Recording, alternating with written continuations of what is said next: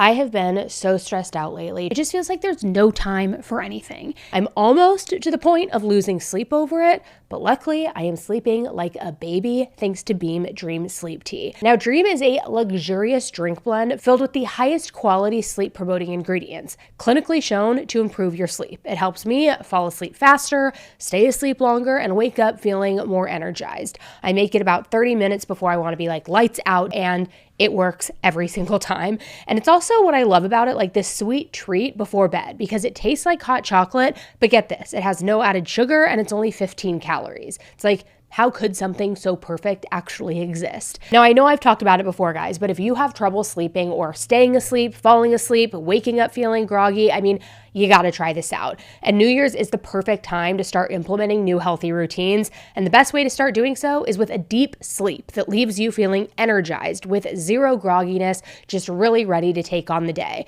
Because better sleep also means better mood, better skin, better all of the things. I love that Dream has high quality sleep ingredients that leave me with zero grogginess the next day, because I have a lot I need to get done. In a clinical study, 93% of participants reported that Dream helped them get a better night's sleep too and wake up feeling more refreshed. I'm part of that 93%, guys. Spoiler alert. So click on the link in the description below or scan the QR code on the screen to get up to 40% off. And don't miss out on this limited time offer. The discount is auto-applied at checkout, so all you got to do is click the link or scan the QR code. Snag yours now before it's gone, and sweet dreams, my friends. Hey everybody, welcome back to this week's episode of Dark Chapters with me, Annie Elise. The case we're talking about today, I want to warn you, is probably honestly one of the most disturbing, gruesome, and deranged cases that I may have ever covered on this channel. Once you start really peeling back all of the layers of this case, what's revealed is something that goes so deep and is so disturbing and twisted and sick and deranged that I probably could have made this a multi-hour segment for just tonight's case. I mean, it is a really horrific one.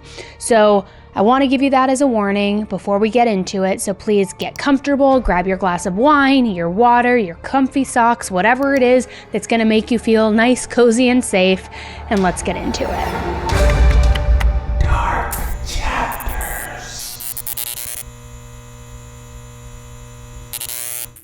Coeur d'Alene is located in the northern Panhandle region of Idaho near the Washington border. It's known as a peaceful resort town and a very popular destination for vacation, with its beautiful lake, its boating, fishing, golf courses, hiking trails, and also its renowned downtown area with shops, restaurants, and spas. Now, the people who live in Coeur d'Alene are said to enjoy the perks of living in a resort-type town, but also the close and tight-knit community that comes along with it. Now, on the outskirts of Coeur d'Alene is an area called Wolf Lodge Bay, which is primarily a campground. It's also known for its yearly population of bald eagles, which makes it a popular destination for birdwatchers. Now, Wolf Lodge Bay has a few full-time residents. This includes Brenda Matthews. Brenda's family owned a small house in the town on Frontage Road, and it faces Idaho's main highway called Interstate 90. The house was pretty far removed from the typical resort vibe of Coeur d'Alene, though. You see, it was made out of cinder blocks. It had no dishwasher, no washer or dryer, and it was pretty small.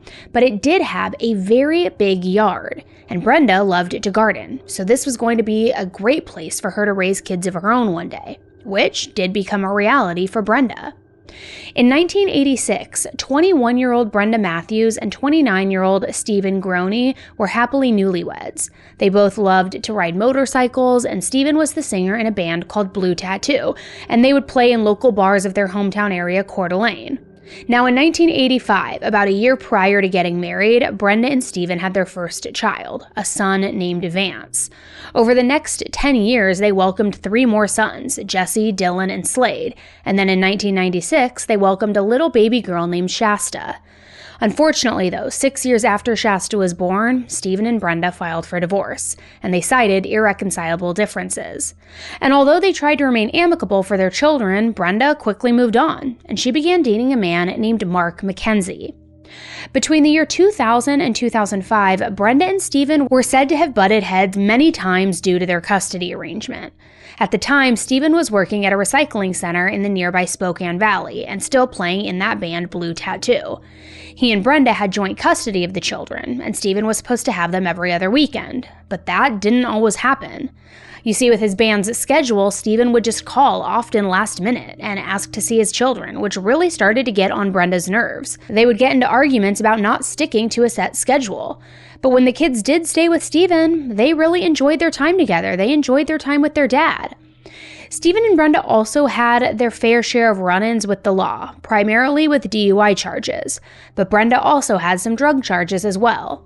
Now that she was with Mark, she was said that Brenda was trying to be a better example for her children. This was helping her get on the straight and narrow, especially now with her two oldest boys coming into their teenage years. And even though the kids loved their dad, Stephen, the kids also looked at Mark as a father figure. He would eventually become the family's primary provider, and even ended up purchasing that small home on Front and Road from Brenda's family.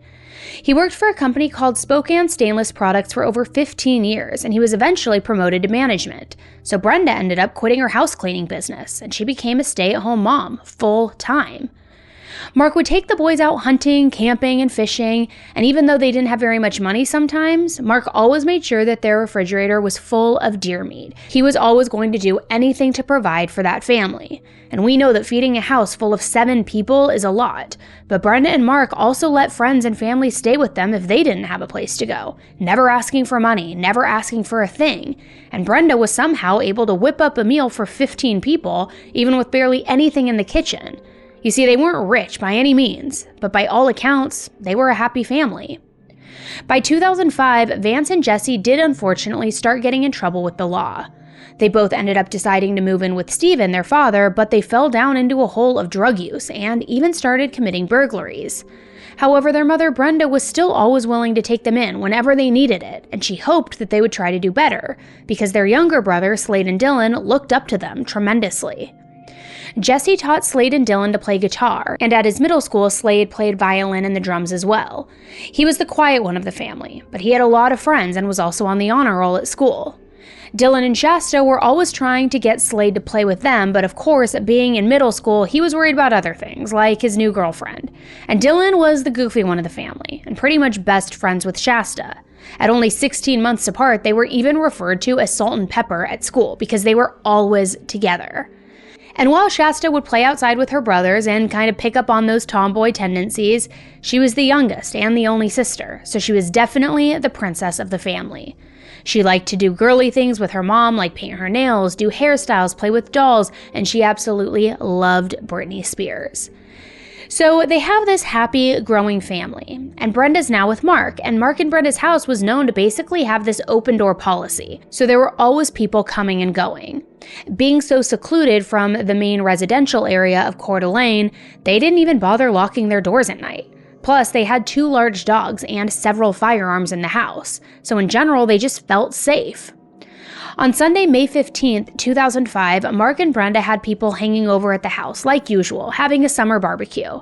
At the party, the adults were cooking and drinking, and the kids were swimming in the pool. The family dogs were running around the huge yard, and it was just a really fun night, kicking off summer, kicking it off with a barbecue, and enjoying everybody's company.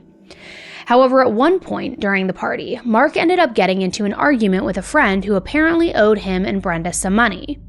Now, luckily, it all smoothed out by the end of the night, but it did disrupt the party for a short period. After everyone left, Shasta and Dylan went to sleep in their room that they shared. Slade went to sleep in his room, and Mark went to sleep upstairs. Now, some people have speculated that Brenda either sat down for a minute after cleaning up from the party or just fell asleep, or maybe even that her and Mark had gotten into an argument. But either way, she was asleep on the couch in the living room. At around 2 a.m., Brenda was woken up from the sound of the family dogs barking, and that wasn't unusual, but the whimpering sound that the dog made right after the initial bark was unusual. So she sat up on the couch and looked down the dark hallway. She thought she saw somebody standing there, but with no lights on, it just looked like a black figure. It could have just been a friend or one of her older sons coming to stay over for the night, so Brenda decided to turn the switch on the coffee table lamp next to her. However, doing this actually had the opposite effect, because now the brightness from the lamp was just blinding her, and she still couldn't see who that was. So she turned off the lamp, laid back down, and went to sleep. However, right as her head hit the pillow on the couch, someone came rushing toward her from down that dark hallway. In a split second, there was a grown man standing in front of her, but she didn't recognize who it was. And in a very stern whisper, the man told Brenda to turn the light back on. And still half asleep, she did. Confused, Brenda stared at this stranger, who she thought could have been one of Mark's friends, but if he was a friend, he was acting pretty aggressive and pretty scary. So the man asked Brenda, "Where's your husband?" Which made her even more confused because Mark wasn't her husband at all. He obviously could sense this, so then he said, "Where's the man?" So as Brenda woke up more, she started to realize that this was not a friendly visit.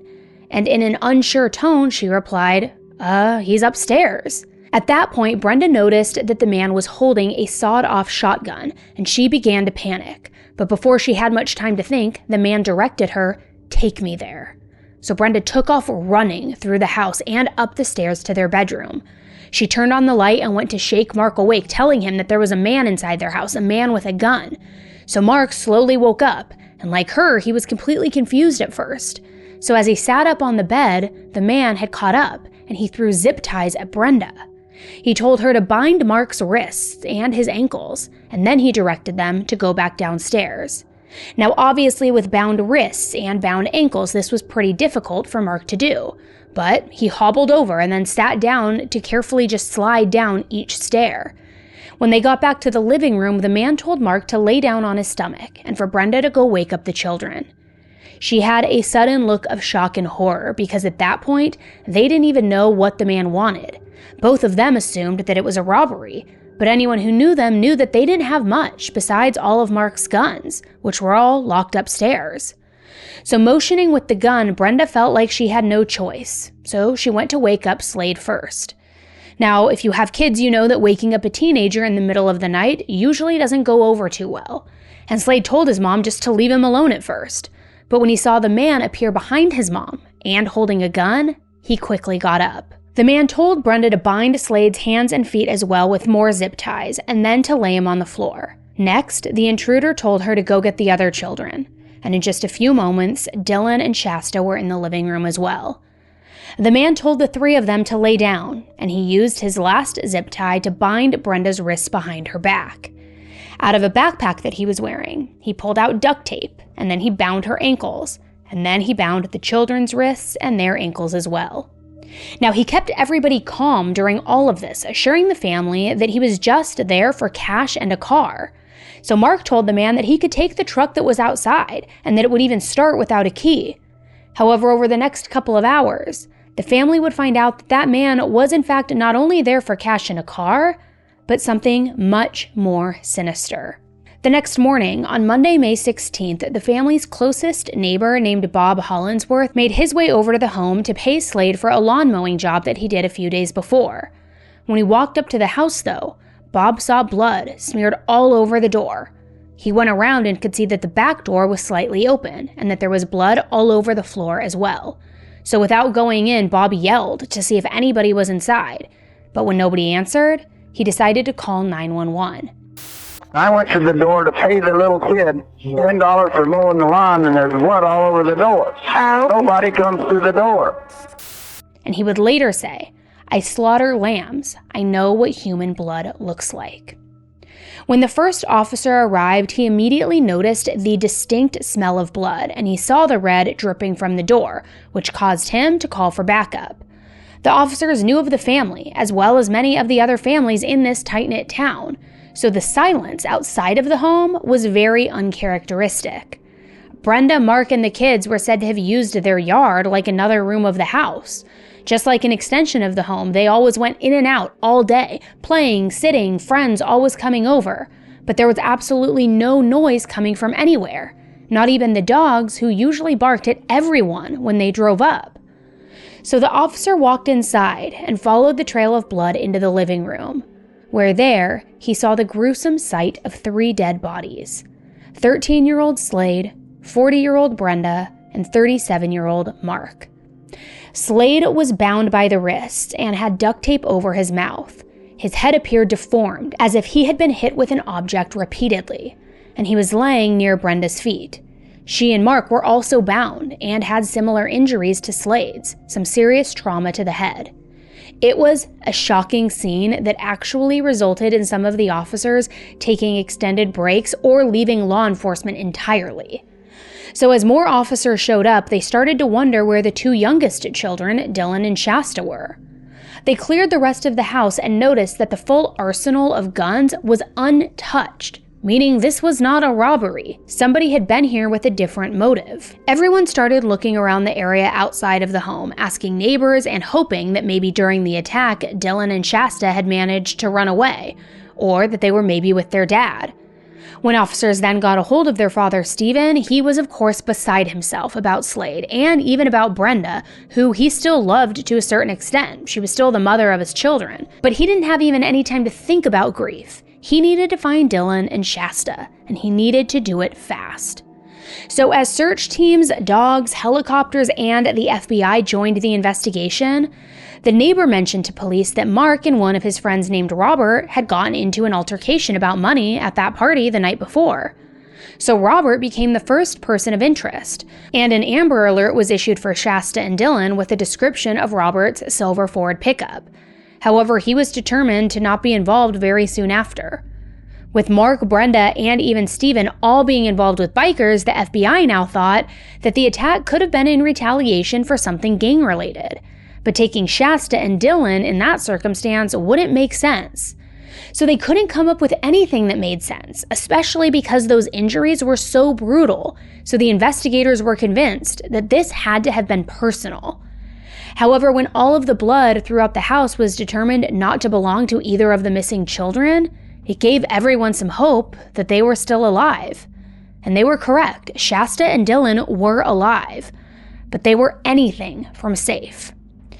After the intruder finished slaughtering Brenda, Mark, and Slade, he took what he actually came to the house for, which was the two youngest children. In Mark's truck, he drove to a nearby area in the woods where he had hidden his own car, a stolen rental Jeep, and then he drove off. Now, the children obviously knew that something was wrong, but being so young and so innocent, they had no idea how dangerous the situation actually was. The man told them that his name was Jet, but his real name was Joseph Edward Duncan, and this was not his first time taking children away from their families. Now, in a previous episode of Dark Chapters, we learned about a very sick predator named Kevin Underwood. Kevin kept an online blog where he talked about his life, his feelings, and other random topics. And like Kevin, Joseph kept a blog as well. However, Joseph's blog honestly makes Kevin's look like a kindergartner's diary, and it is one of the most disturbing things that I have ever read. However, it does give an incredibly rare first-hand insight into the mind of a killer.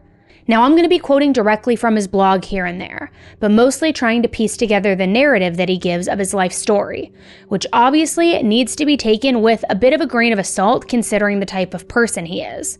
But investigators have said that his confessions are strikingly similar to actual evidence, leading them to believe that most of what he says is the truth. So to understand how this person, Joseph, became the type of person who could slaughter a family and then kidnap two innocent children, we need to go back to his childhood, which is just as disturbing as the rest of his life. Joseph Edward Duncan III was born on February 25, 1963 to parents Joseph Duncan Jr. and Lillian Mae Duncan. He was born in Fort Bragg, North Carolina. He had 3 older sisters and 1 younger brother, and since their father was in the Army, the family moved around constantly until he ultimately retired and they settled more permanently in Tacoma, Washington. Joseph's sisters described their mother Lillian as being very domineering and obsessively religious, and even attending some church-related activities or functions every single day. Now, due to moving around so much during his childhood, Joseph was quiet and liked to do indoor activities with his younger brother, rather than going outside and playing with other kids his age. He was in the Boy Scouts, but was also never able to get very far along in a single troop due to moving so often, so he eventually just gave it up. Even though Joseph was quiet, he wasn't one to let other kids push him around, though. One time in school, he got into a fight with another boy who had been picking on him, which led to his mother believing that he had behavior issues. She took Joseph to a doctor, and the doctor asked her to wait outside for the exam portion of the visit. Now, on his blog, Joseph describes in detail that this doctor violated him sexually during this exam. And he says that this was the first time that he ever felt anything like that before, meaning pleasure, and that he started basically touching himself every day nonstop after that. Now, obviously, this was not Joseph's fault, but it does provide some insight into his sexual proclivities going forward into his teenage and adult years. On his blog, he often described being confused about sex and how bodies worked, but he was too afraid to talk to his parents about this.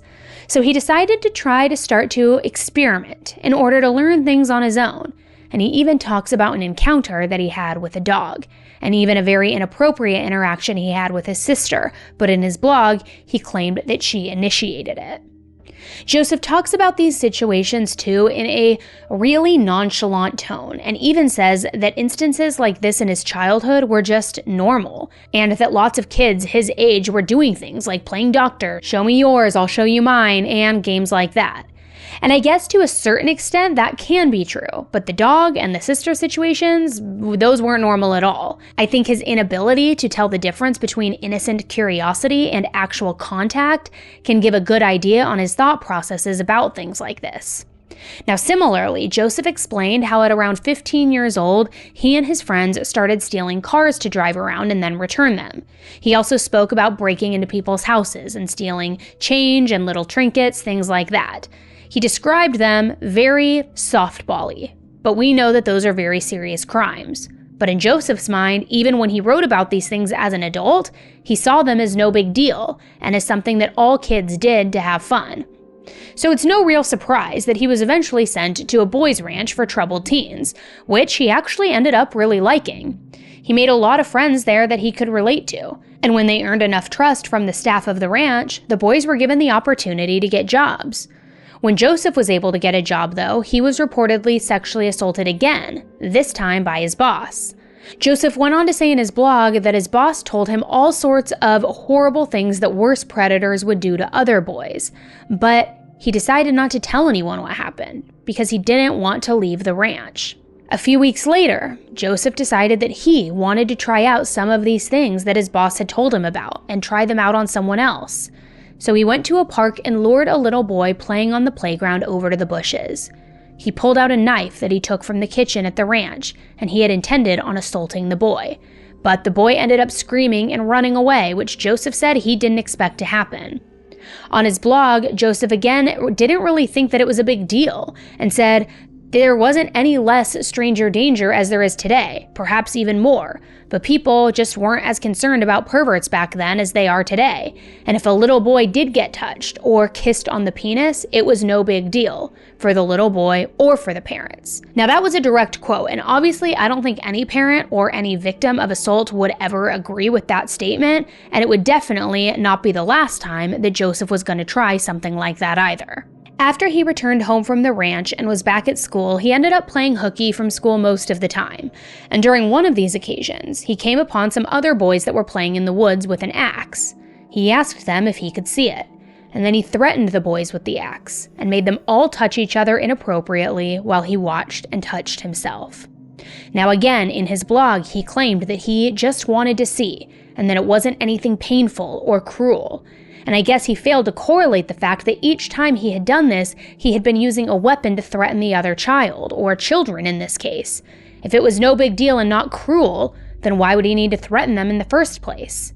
However, Joseph's behavior like this only kept escalating, and he would soon do something much more serious.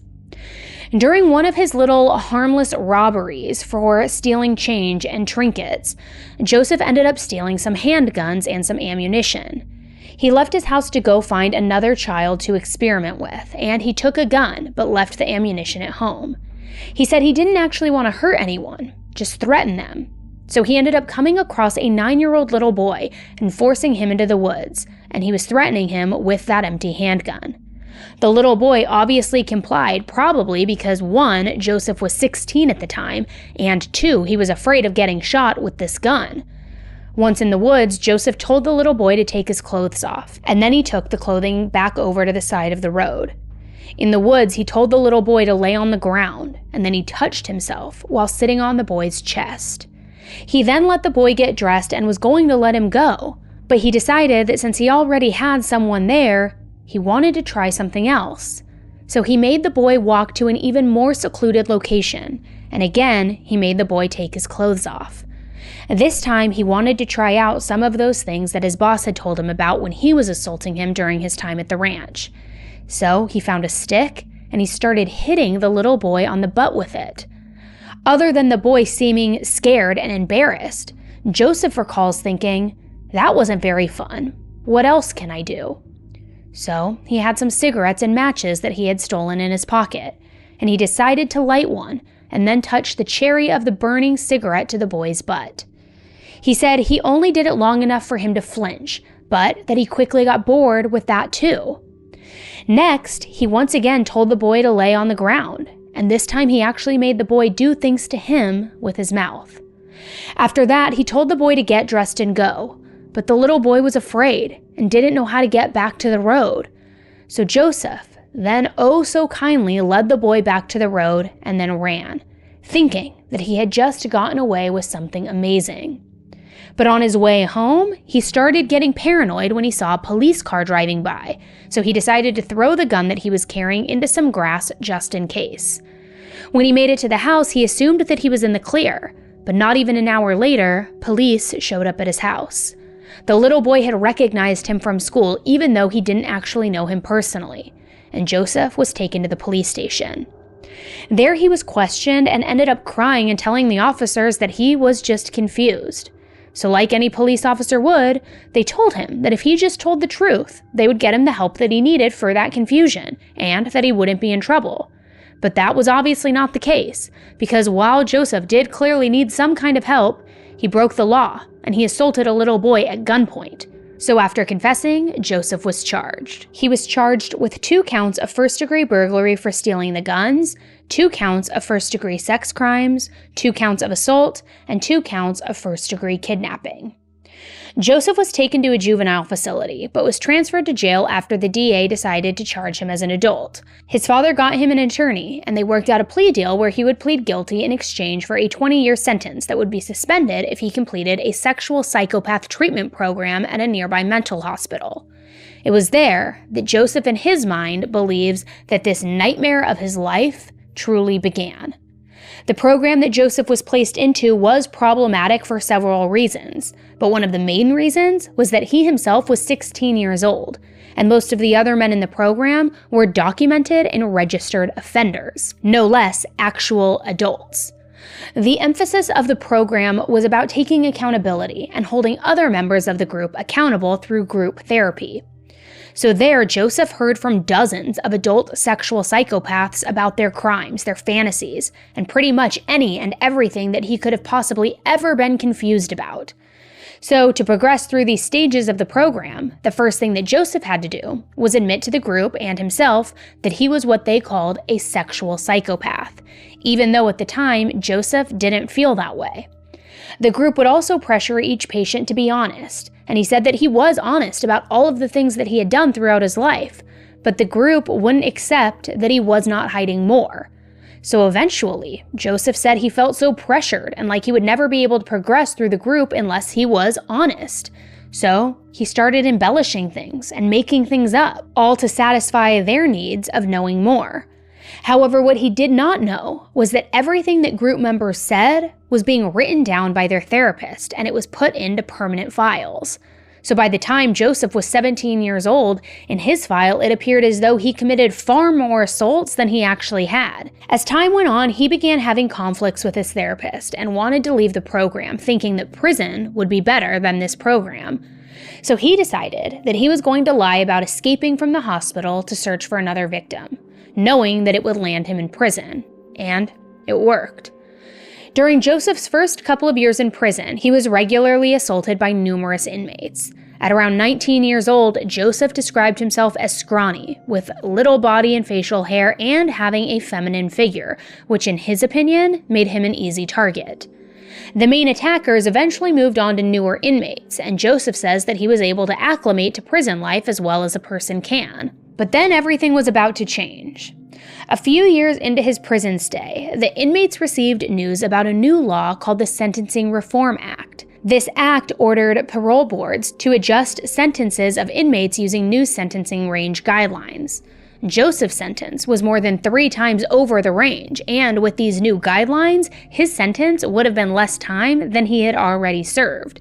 So he ended up having a parole hearing, and he was determined to be eligible since he had already served 8 years within a 4 to 7 year guideline.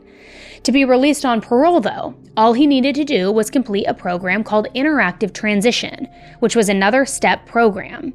However, it would be over 2 years until Joseph was even accepted to participate in the program, which he believed was all a conspiracy loophole to keep inmates who were deemed eligible for parole in prison. So as he was waiting for all of this to come to fruition, Joseph was still in prison treatment. And Joseph told the doctor that he had fantasies of letting men use him as a woman, and that these made his fantasies about children go away. So even as an adult, he admitted that he was still having fantasies about children. And that doctor ended up telling him that several of his evaluations indicated that he had strong feminine characteristics, and she encouraged him to explore his sexual identity because of this, as a way to understand and control his deviant fantasies about children. Now, to go a little bit deeper to this, and I don't want to go off on a tailspin, but while in prison, he had presented himself to other inmates as what is called the queen, meaning he presented himself as a female. And again, not to go off on a tangent, but while in prison, straight men sometimes will still have sexual encounters with each other, even though they still classify themselves as straight. But then sometimes people present themselves as a queen, as a woman, to make it, more accepted, justifiable, internally justified, I don't know. But in any regard, Joseph had presented himself as a queen to other inmates, tucking his genitalia back, presenting himself as a female, all of these things. So now that he was talking with the doctor about these fantasies, about fantasies that he was having presenting himself as a woman to other men, he's saying that that's what's helping him cope with his fantasies about children.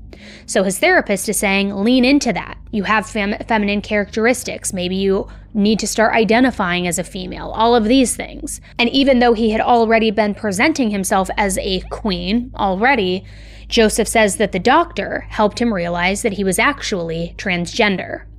In her report, she wrote that because of Joseph confronting his sexual identity, he would be a much lower risk of reoffending than he was before. Now, I'm not a doctor, but I don't think those things quite equate to one another.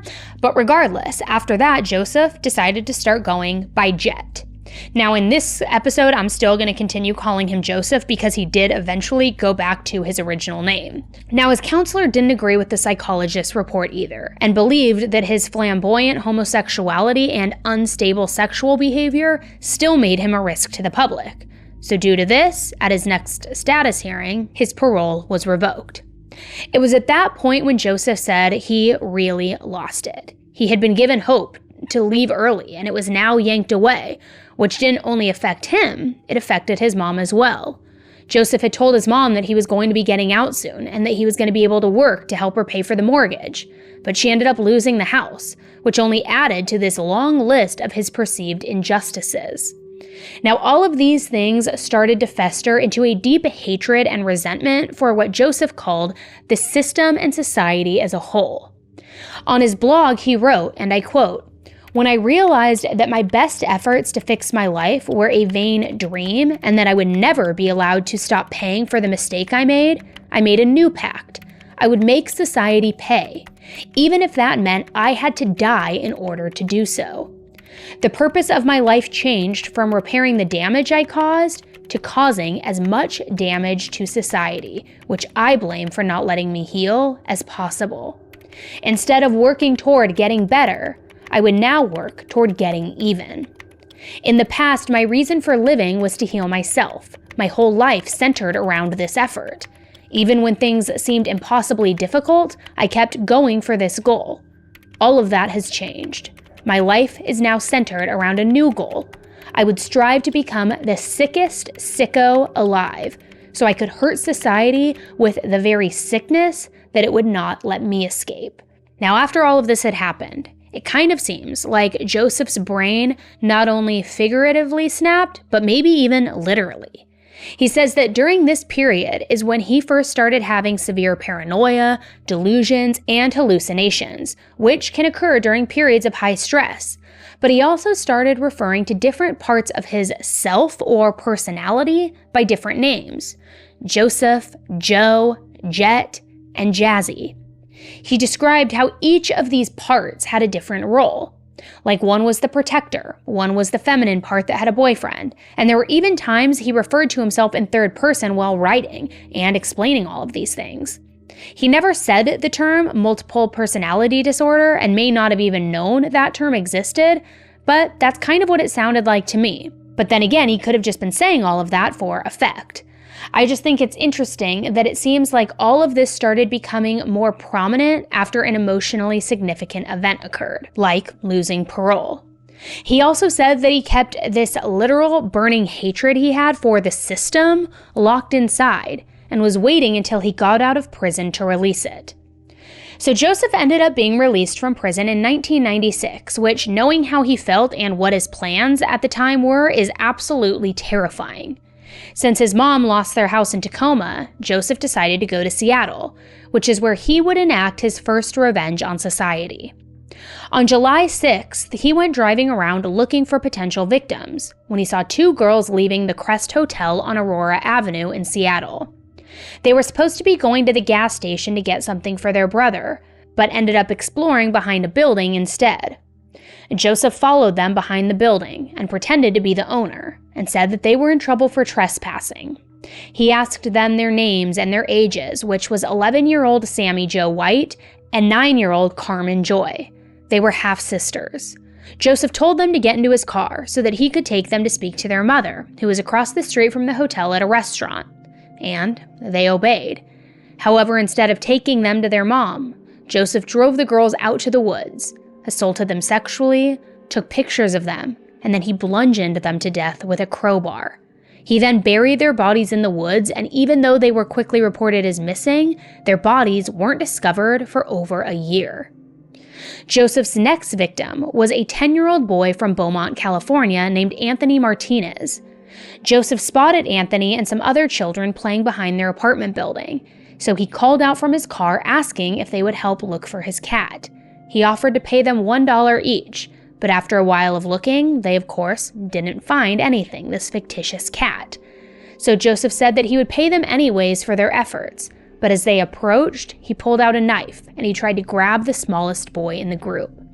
The youngest boy was actually Anthony's little brother, but Anthony pushed and got in front of him, leaving Joseph no choice but to grab him instead.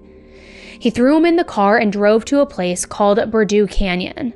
There, he assaulted Anthony sexually, again took photos, and killed him by throwing huge rocks at his body and then one larger one on top of his head. His body was found 2 weeks later. But in both Sammy Jo and Carmen and Anthony's cases, there were no suspects.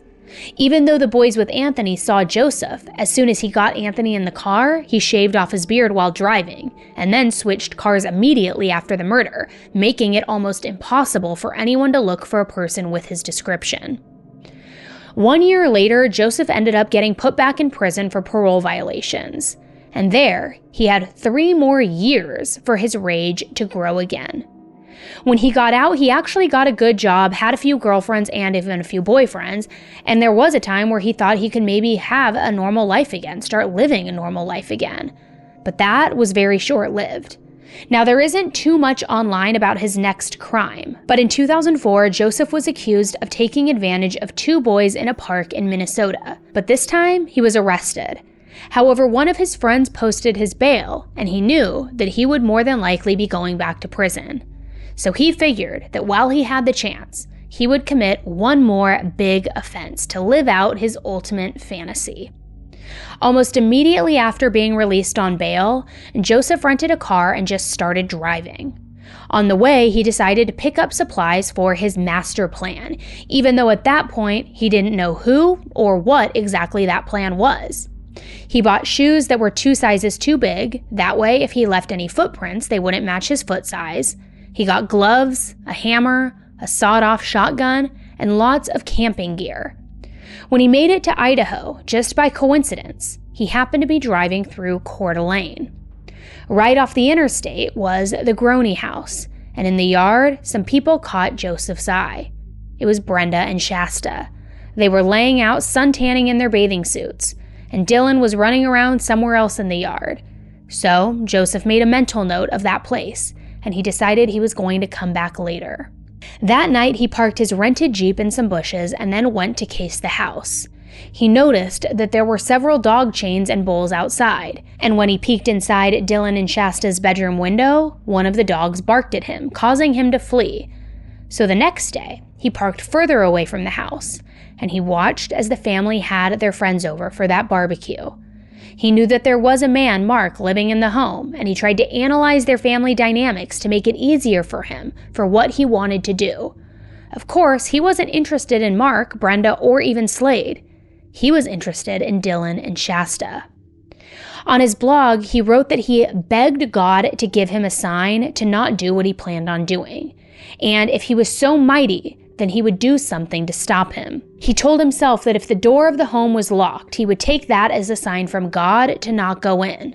But as I mentioned earlier, the family never locked their doors. So that was when Joseph went inside and started walking down the hallway to what he thought was the master bedroom. But he was stopped when he saw two of the dogs growling at him at the end of the hall. He pointed his gun at them with full intention of shooting, but they must have known what guns do because at that sight, the dogs just took off whimpering. However, remember, Brenda was woken up, but when she turned on the light, it was too bright, so she couldn't see Joseph at the end of the hall. That's when he rushed toward her and told her to turn it back on, then made her go get Mark, Slade, Dylan, and Shasta and put them all out in the living room so that they could all be bound by their hands and their feet. Joseph then carried Shasta and Dylan outside and laid them in the grass. He told them not to move or else he would hit them, so they stayed still. He went back inside and told Slade to come with him, and he took him around to the back of the house and began hitting him in the head with a hammer. Slade fell to the ground, and Joseph was sure that he was dead, so he went inside to do the same to Brenda and Mark. Brenda was more in the kitchen and couldn't move or see what was going on anywhere else. Joseph tried to move her somewhere else, but when she stood up, Brenda just fell forward and hit hard on the ground since her feet and her hands were still bound and she had no way of catching her fall. So Joseph could tell that it hurt, and he coldly said, "Here, this will help." And that's when he hit her on the head with the hammer, instantly knocking her out. It was so fast that Mark didn't even hear or understand what had happened. And without even saying anything, Joseph went and hit Mark in the head as well with that hammer. He would later say that he had hit him so many times because he was bigger, and he didn't want there to be any way for him to wake up. And the police had said that Mark was completely unrecognizable because of how many times he had been hit. Now somehow Brenda started moving around again. So to finish the job, Joseph hit her several more times, before then going to check on Dylan and Shasta. When he walked outside, he could see the children sitting up and looking at something, so he got upset because he had told them to stay lying down. He walked around the side of the house and he saw that Slade had somehow come to and had even made it to his feet, and he was motioning toward his siblings to come help him get the bindings off of his hands. Annoyed by this, Joseph walked back over to Slade and hit him multiple more times, until this time he was sure that he was dead. And then he loaded up what, according to him, he called his prize into the family truck and then drove to where he had hidden his Jeep. He put the children in the Jeep and then began driving. It was later discovered that even after being hit for a second time, after Joseph left, Slade ended up waking up again. He walked through the house and at one point even laid on his bed, before then going down and laying down by his mom, which is where he was ultimately found deceased by police. Now, it wasn't until the next morning when the family's neighbor Bob came to pay Slade for that lawn mowing that he discovered the horrible scene. But at that point, it had been hours since Shasta and Dylan were taken, and they were long gone. In the Jeep, Joseph drove the children to a remote campsite, and he would ultimately take them to 3 different sites, and at each, Joseph did everything that he could to terrorize the children. He told them exactly what he did to their family, he showed them the hammer, and he even made them write notes to their father. He assaulted both of them sexually multiple times, and he would film much of it as well. The final campsite that the children were taken to was in western Montana in Lolo National Forest. There was an old rundown shack that Joseph could make use of, and the children spent a terrifying 7 weeks with that monster. That was until Joseph decided to drive back to Coeur d'Alene and stop at a local Denny's diner for food. So on July 2nd, while 2 men were standing outside of the restaurant smoking while their girlfriends were still sitting inside finishing their food, Joseph and Shasta walked in. The men did a double take because they thought that the little girl looked familiar. One of the guys said, "I think that's the missing little girl." By that point, everyone in Coeur d'Alene had been looking for the kids and trying to recognize Shasta and Dylan's face in any children that they saw. So one of the guys sent a text to his girlfriend in the restaurant and told her what he thought he saw. The waitress saw that there was a man and a little girl in her section, and at almost 2 a.m, which was a little weird. But she thought maybe they were just traveling. So she went to take their order and to give Shasta some crayons. But the waitress noticed that the little girl didn't even seem to care, and appeared to be really closed off, like something was wrong. She too recognized her face, but she couldn't place where she knew her from until she walked away. Now at that point, the men outside were calling the local police to submit a tip, and after speaking to her manager, the waitress called the police as well. I've got a little girl here with a tall gentleman, and she looks so much like that Shasta, and we're not sure. I don't know. The fact that there were 2 calls made this tip all the more credible, so the police rushed over as fast as they could, and they asked the waitress to stall them until they could arrive. She did her best to take a long time to do everything, and even brought Shasta a refill on her milkshake, hoping that it would lead them to stay longer. And it did. So finally, 2 police officers pulled into the parking lot without lights or sirens on, and they quietly entered the restaurant.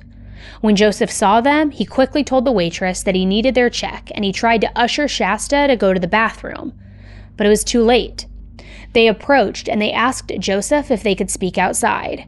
And knowing that there wasn't anything he could do, he agreed, and he went out peacefully.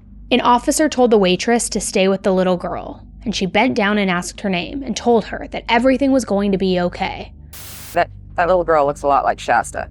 I said, "It's going to be okay, honey." And she goes, "I just want my daddy. I just want to go home." And I said, these nice officers are going to get you to see your daddy. You're going to see him very soon. After Joseph was arrested and driven to the police station, an ambulance came to get Shasta, who was in pretty rough shape, but alive. However, one glaring detail was that Dylan wasn't with her. At the hospital, police notified Shasta's father, Stephen, that Shasta was found, and he raced to the hospital as fast as he could to reunite with her.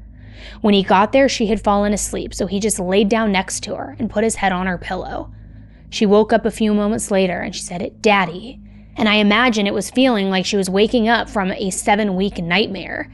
Even though Stephen wanted to be happy and celebrate this moment, he couldn't without knowing where Dylan was, what happened to Dylan. In Joseph's stolen Jeep, they found weapons, a video camera, a flash drive, and a GPS device. They used this to try to find where he and Shasta had last been, hoping that Dylan would still be there and be alive. However, to save time, they needed to ask Shasta for help to get any information that she knew, and she was ready to talk. She told investigators about Joseph taking them to different campsites, about the assaults, and tragically, about how Joseph killed her brother Dylan. She remembered that Joseph seemed to act more angry toward Dylan for some reason, and she tried her best to protect him and help him stay positive. She told the investigators about how Joseph took Dylan into that old, run-down cabin, shack, or shed, and she could hear him hurting her brother in there. Later, she was startled when she heard a gunshot, and then a few moments later, another. Joseph tried to tell Shasta that he accidentally shot Dylan, and then had to put him out of his own misery so that he didn't suffer, as if he hadn't already suffered enough. Then, Joseph made Shasta help him burn her brother's body. One day after Dylan was already dead, Joseph even asked Shasta how she wanted to die. He said, "You have 2 choices. I can either shoot you or strangle you." Shasta said that something in her heart told her to say strangle, so she said, "I want you to strangle me, I guess." She figured that if she chose strangling, then she would have another opportunity to talk him out of it. So Joseph had her lay down on the ground, and he put a rope around her neck. He started squeezing the rope, and right before she passed out, Shasta looked at him and said, "Please don't, Jet," which apparently caused something inside of him to let go, and he started to cry. He told her that she taught him how to love. From then on, Shasta knew that she could manipulate Jet, and she knew that she would do whatever she needed to do and say anything she needed to say to survive, even telling him that she could be his daughter. She also told him that she wanted to show him all of the places that she liked to go when she was growing up, which is what ultimately caused him to bring her back to Coeur d'Alene. Just the most smart, forward-thinking, intelligent girl that I think I've ever heard of in a case like this. With Shasta's statements and using the GPS that was found in Joseph's vehicle, police were able to find some small bone fragments of Dylan at that campsite. In October 2006, Joseph pleaded guilty for the murders and kidnapping of Mark, Brenda, and Slade. He was sentenced to 3 life sentences for kidnapping, but the murder charges were put on hold. Since the kidnapping of Shasta and Dylan went over state lines, as well as Dylan's murder, it was now a federal death penalty case. If they couldn't get the death penalty for the federal case, they would be able to try again at the state court level. In December of 2007, he confessed and pled guilty to the kidnapping and murder of Anthony Martinez as well. He received a life sentence and also confessed to the murder of Sammy Jo and Carmen, but that case was never prosecuted. It's the type of case that I go home and have nightmares about. And I spent many nights preparing for this case and literally brought to my knees and cried my eyes out. I have never met a more evil person than Joseph Duncan. In April 2008, a jury was tasked with deciding whether or not Joseph should get life or death, and a recording of Shasta's statements was played. Also, the video that Joseph made torturing Dylan in the shed was played for the jury as well. Even though Stephen Groney filed a motion for no one to see that video, saying that it was explicit child content and that anyone who looked at the tape should be charged, it unfortunately was still played. Outside the court doors, Steve Groney demanded the windows to the court be covered, and they were.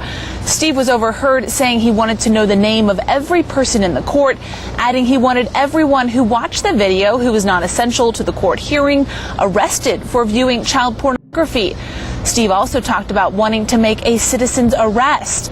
Duncan also objected to the video, saying, quote, "It will be turning the jury into my victims, and I will be tried not by a jury of my peers, but by my victims."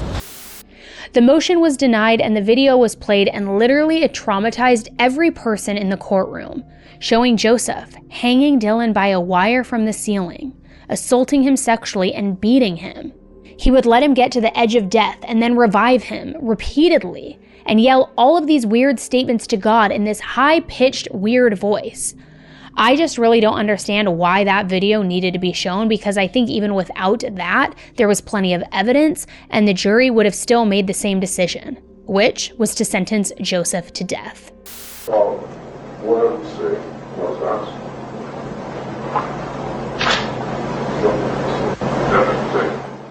After all of the trials, Joseph was sent to Indiana State Prison death row, and he did end up dying. However, it wasn't in the way that anybody expected. While on death row, Joseph was diagnosed with stage 4 brain cancer. And for some reason, the state paid for him to have an extremely expensive brain surgery to remove the tumor, which just seems like a complete waste of money since he ended up denying chemo and was on death row anyway. But Joseph Edward Duncan died on March 28, 2021, and became what he said he wanted to be, the sickest of the sick. The house where Brenda, Slade, and Mark were so viciously slaughtered and murdered has since been demolished, which for the community symbolized a step toward closure and healing. In cases like this, even if there isn't a specific lesson to be learned, I still think it's important to share the victims' stories rather than pretending awful things like this don't happen in our society. It helps generate awareness, making everybody more vigilant and on edge and aware of their surroundings. Shasta has even said that she hopes to release a book about her experience.